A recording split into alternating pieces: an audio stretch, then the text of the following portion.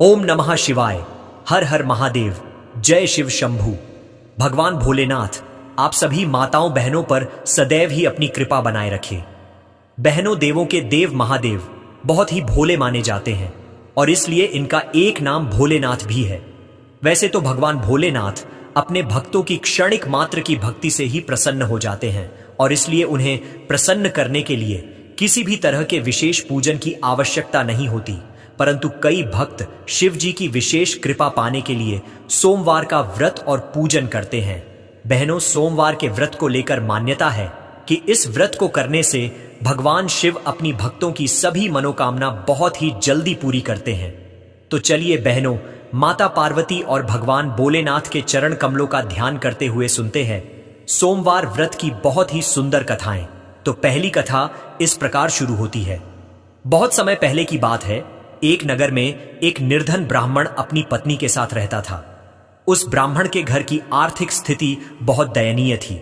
उसके घर में ना तो भोजन के लिए पर्याप्त अन्न था और ना ही कोई साधन जिससे जीवन आसानी से चल सके। लेकिन ब्राह्मण बड़ा ही धर्मपरायण व्यक्ति था और भगवान शिव का परम भक्त था।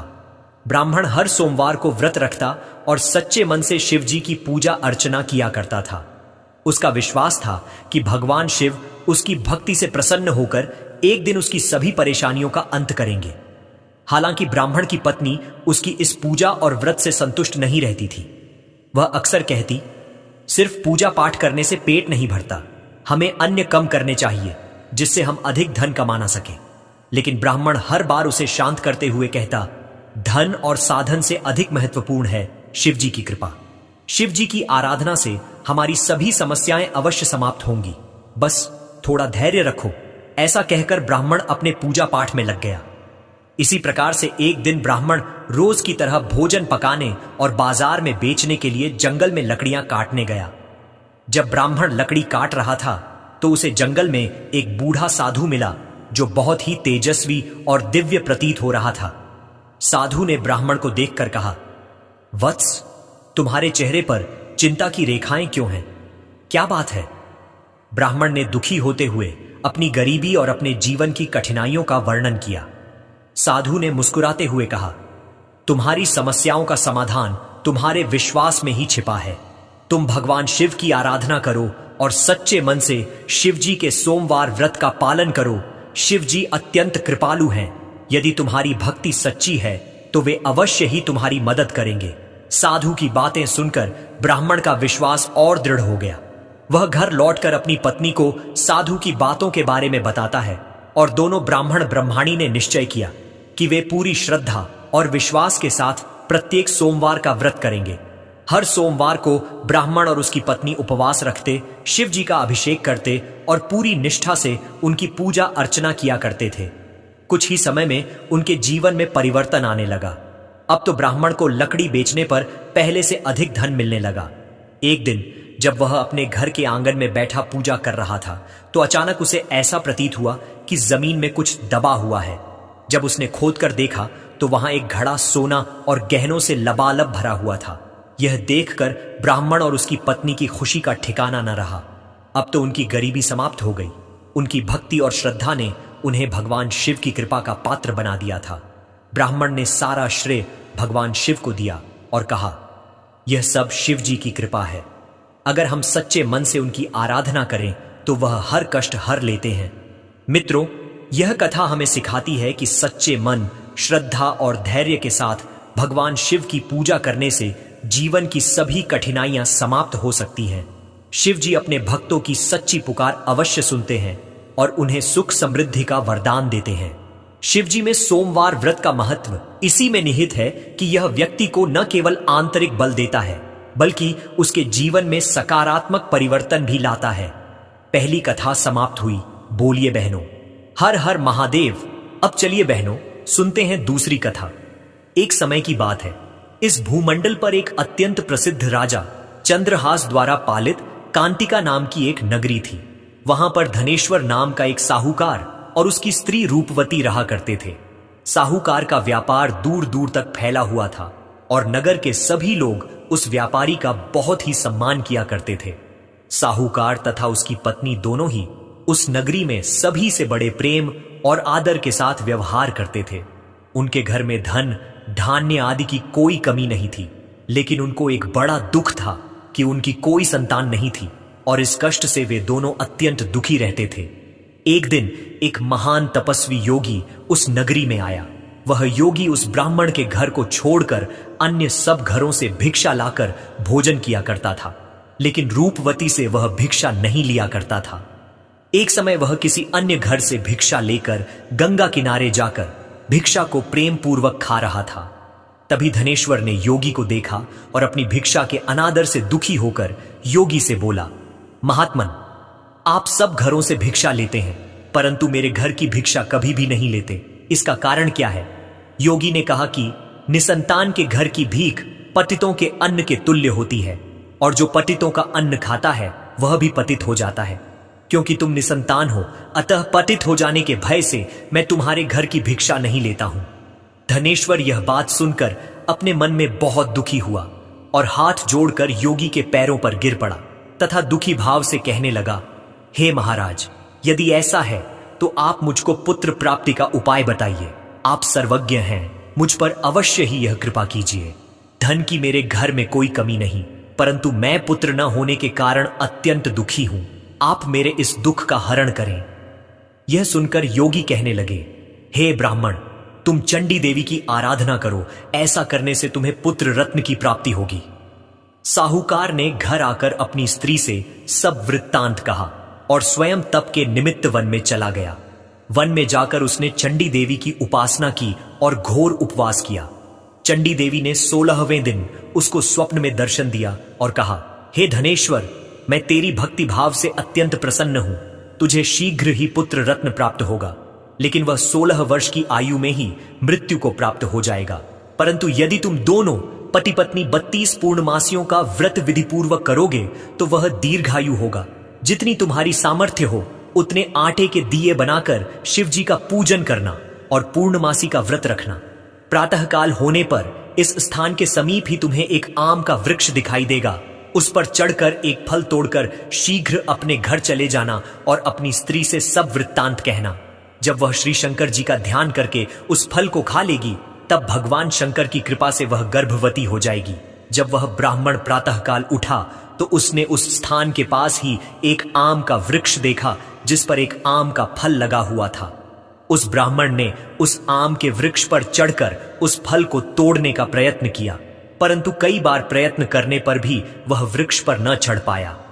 तब उस ब्राह्मण को बहुत चिंता हुई और वह विघ्न विनाशक श्री गणेश जी की वंदना करने लगा और बोला, हे दयानिधे, अपने भक्तों के विघ्नों का नाश करके उनके मंगल कार्य को करने वाले, दुष्टों का नाश करने वाले, रिद्धि सिद्धि को देने वाले, आप मुझ पर कृपा करके इतना बल दें कि मैं अपने मनोरथ को पूर्ण कर सकूं।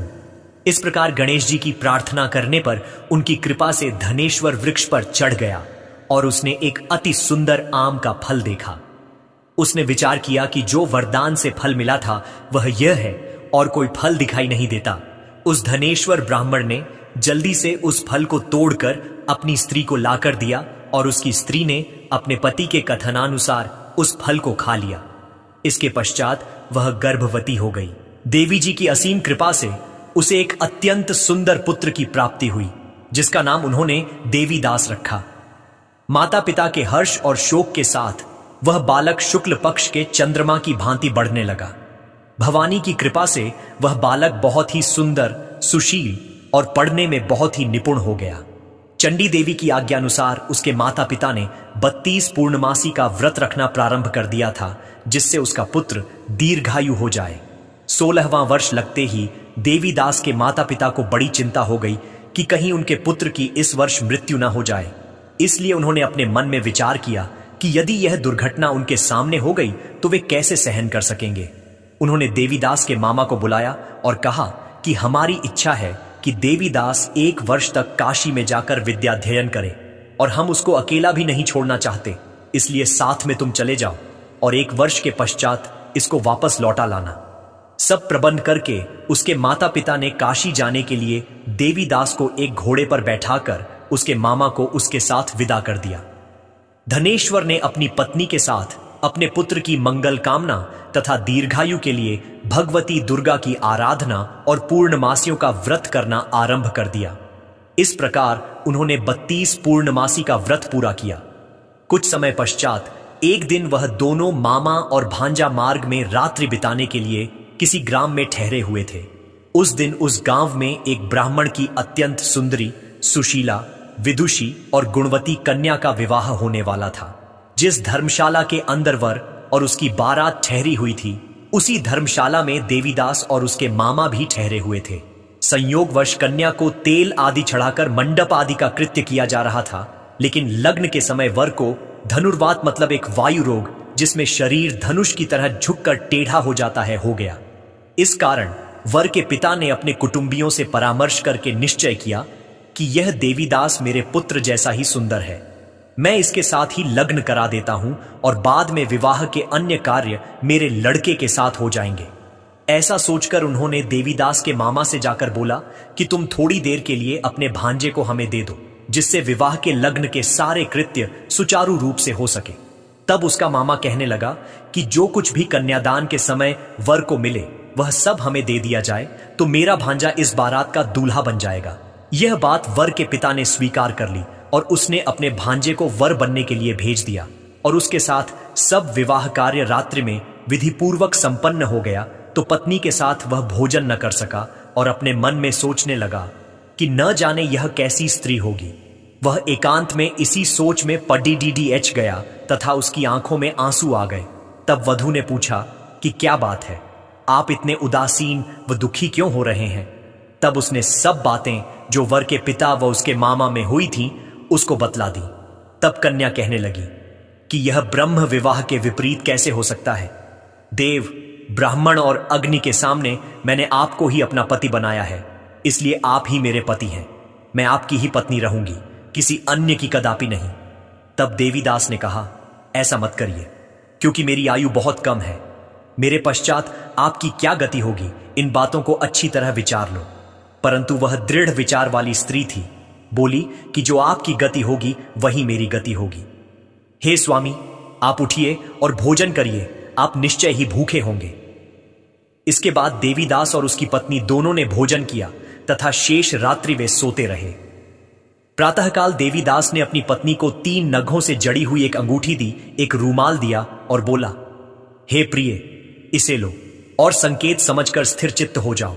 मेरा मरण और जीवन जानने के लिए एक पुष्प वाटिका बना लो, उसमें सुगंधि वाली एक नव मल्लिका लगा लो, उसको प्रतिदिन जल से सींचा करो और आनंद के साथ खेलो कूदो तथा उत्सव मनाओ।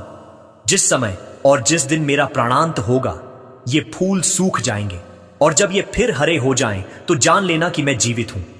यह समझाकर वह चला गया। प्रातःकाल होते ही वहां पर गाजे बाजे बजने लगे और जिस समय विवाह के कार्य समाप्त करने के लिए वर तथा सब बाराती मंडप में आए तो कन्या ने वर को भली प्रकार से देखकर अपने पिता से कहा कि यह मेरा पति नहीं है, मेरा पति वही है जिसके साथ सत्र में मेरा पाणी ग्रहण हुआ था, इसके साथ मेरा विवाह नहीं हुआ है। यदि यह वही है तो बताए कि मैंने इसको क्या दिया। मधुपर्क और कन्यादान के समय जो मैंने भूषणादि दिए थे उन्हें दिखाए तथा रात में मैंने क्या गुप्त बातें कही थीं वह सब सुनाए। पिता ने उसके कथनानुसार वर को बुलवाया गया। कन्या की यह सब बातें सुनकर वह कहने लगा कि मैं कुछ नहीं जानता। इसके पश्चात लज्जित होकर वह वहां से चला गया और सारी बारात भी अपमानित होकर वहां से लौट गई। भगवान श्री कृष्ण बोले, हे माता, इस प्रकार देवीदास काशी विद्याध्ययन के लिए चला गया।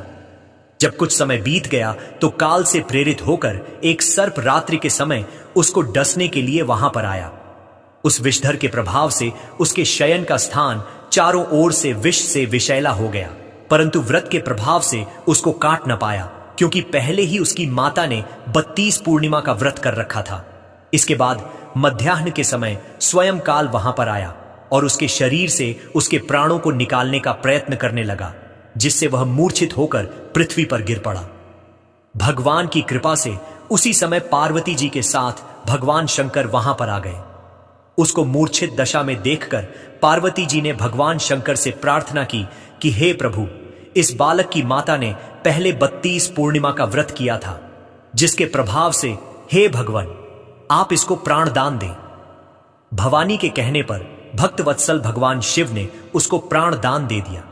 इस व्रत के प्रभाव से काल को भी पीछे हटना पड़ा और देवीदास स्वस्थ होकर बैठ गया। उधर उसकी स्त्री उसके काल की प्रतीक्षा किया करती थी।